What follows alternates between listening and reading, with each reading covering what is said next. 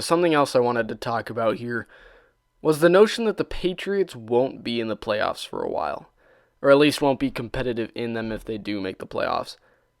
Now, it will be a competitive division. Like I said, the Dolphins took Tua, and the Bills are growing and getting better. The Jets will eventually get somewhere, I'm guessing, at least playoff ready. But the AFC East is turning into a competitive division. But even with that, Stidham is their man. All right, Belichick believes in Stidham. He said after the draft, or it was kind of the notion that he gave out was, or that the Patriots front office gave out was, Jarrett Stidham's our guy. And compared to every other quarterback in this draft, even Joe Burrow, Jarrett Stidham is better in their eyes. And that his greatest attribute is his insane throwing accuracy. And I say if Belichick believes in him, we should believe in him too. Quarterbacks that Belichick has believed in have done off pretty well. Jimmy Garoppolo is now the franchise guy for San Francisco.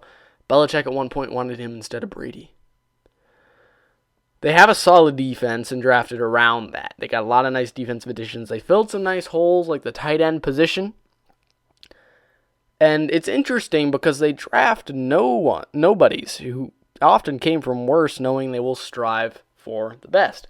Stephon Gilmore came from the Bills. He did not have a great resume in terms of football. He was not a number one corner. Patriots got him and turned him into the best corner in the league. Defensive Player of the Year. Butler was a no one. Now, to be fair, once he went to the Titans, he was also a no one. But Malcolm Butler turned into a number one cornerback, or at least a number two cornerback, because of the Patriot system. Edelman was a nobody who was a quarterback in college, shifted to wide receiver, and then got drafted by the Patriots. And there's many, many other examples I can go through. But he finds people who have that chip and gives them a chance to work at it. What I mean by that is, these players have a chip on their shoulder, all right? They are hard-working players. You look at the person they drafted in the first round of this year. A lot of people don't realize is that he is a solid draft choice. Yes, he came from a D2 college. Yes, he was playing against D2 receivers, but he has been on the grind throughout this recent part of his career. And I honestly think that's what the Patriots were attracted to. The grind that these players go through, the grind that Edelman went through, the grind that Brady went through to get even the starting spot for Michigan. You look at these players and they're grinding their entire career because nobody wants to give them a chance, because they don't have the raw talent that so many teams look to.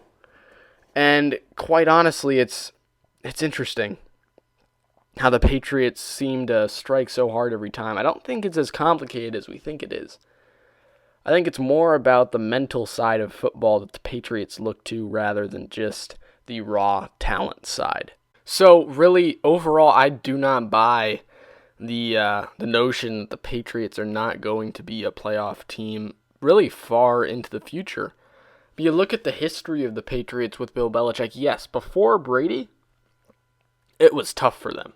Before Brady, Belichick does not have a great record, but you also have to look at the season he was with the Patriots without Brady. And that was when Brady tore his ACL in 2013 or 2011, one of those two. But Brady went out for the year. Matt Castle goes in. Matt Castle throws over 3,000 yards, doesn't stink it up on the field, doesn't fall apart. Looks like a decent franchise guy. Looks like a Kirk Cousins type season. A solid guy who got the job done. Was he astonishing? No.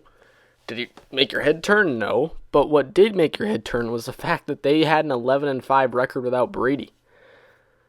So then you're sitting there for a second thinking to yourself, well, geez, maybe Brady isn't everything that this team is. And, you know, it's interesting because all the Patriots haters, and I'm not a Patriots hater, I'm not a Patriots fan, but I'm not a Patriots hater. They say, oh, Brady's a system quarterback. Well, if he's a system quarterback, then the Patriots should still be a playoff team. I mean, those same people are the ones saying that the Patriots are not going to make the playoffs. Well, pick one. Because if Brady's a system guy, then Jarrett Stidham is about to win 6 Super Bowls in a row. And if the Patriots aren't going to make the playoffs, then that means Brady is not a system quarterback. Now, granted, I don't know if Jarrett Stidham is going to cause the Patriots to make the playoffs in year one. It's kind of a hit or miss thing. Now, Belichick, like I said, believes in Stidham.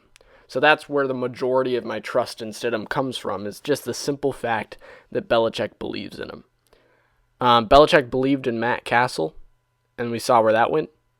So, again, just the fact that Belichick is okay with Stidham starting. He said even more recently that Stidham and Hoyer are both equal candidates for the starting position. So clearly Belichick is comfortable with where he's sitting at quarterback. And I don't think Belichick is the type of quarterback to tank for or is the type of coach to tank for a quarterback. I just don't think he is. And we can look at that from the 1 year that they were without Brady. He didn't give up. He went right to the backup and got to work. They didn't make the playoffs, but they went 11-5. The Eagles went 9-7 this past year and were first in their division. So you tell me. But overall, the Patriots are still going to be a playoff team here into the future. Super far into the future, it's hard to tell. This next year, it's hard to tell. I can't say for sure if he will be, or if the Patriots will be a playoff team this next season, but I assure you that at least within these next 2 years, they are not going anywhere. And you will see the New England Patriots in the playoffs once again very shortly.